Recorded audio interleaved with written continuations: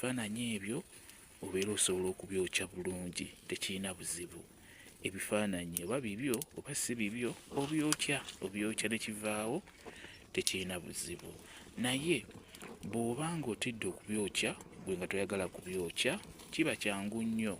Osobola okuteeka amazzi mu bbaafu oba mu kantu oba mu kabaketi, ebifaananyi ebyo n'obisuula mu bbaafu omwo n'oyiwamu amazzi, oba n'obiteeka mu bbaafu mw'otadde amazzi, biba bijja kwonooneka. Kwegamba bino ebyokungulu biveeko, n'oluvannyuma osobola okusuula ebipapula obusuuzi n'obiteeka mu kasasiro, naye nga si kirungi kukwata bifaananyi bya banno, feesi za banno, kuzisuula mu kasasiro zigende mu kasasiro, batwale kasasiro oba obisuulesuule, tekiba kirungi.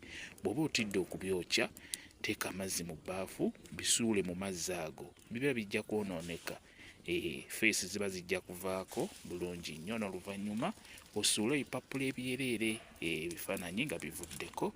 Naye ng'ekikulu kya byonna, si kirungi kusuulasuula bifaananyi buli wamu, buli omu alabe nti ono gundi, kiba kirungi. Ebifaananyi jjukira babikozesa okuloga abantu, babikozesa okusiraanya abantu, okuzza emabega, okukola kyonna nga si kirungi. Ebifaananyi ebyo babikozesa.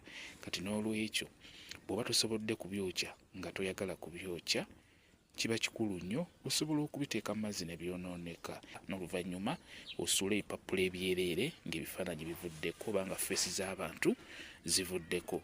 Kyekyo kye nyagadde okubeera nga mbannyonnyola ku nsonga eyo ey'ebifaananyi.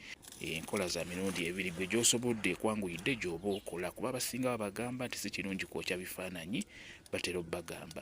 Kati oba tosobodde kubyokya, bisuule mu mazzi, bijja kwonooneka mu bbaafu, kwegamba amazzi ago goonoona ebifaananyi ne bifa. Kyekyo kye nyagadde okubeera nga mbabuulira. Kambe WhatsApp namba yange osobola okumbuuza, nja kwongera okunnyonnyola ku vidiyo eno. WhatsApp namba yange eri 0777843401 yeeyo WhatsApp namba yange. Mwebale kubeera ku channel yaffe eyitibwa Kyayiti, YouTube channel yaffe. Kyembasaba mugende mu maaso n'ogyegattako, mubeere bulungi, mweraba.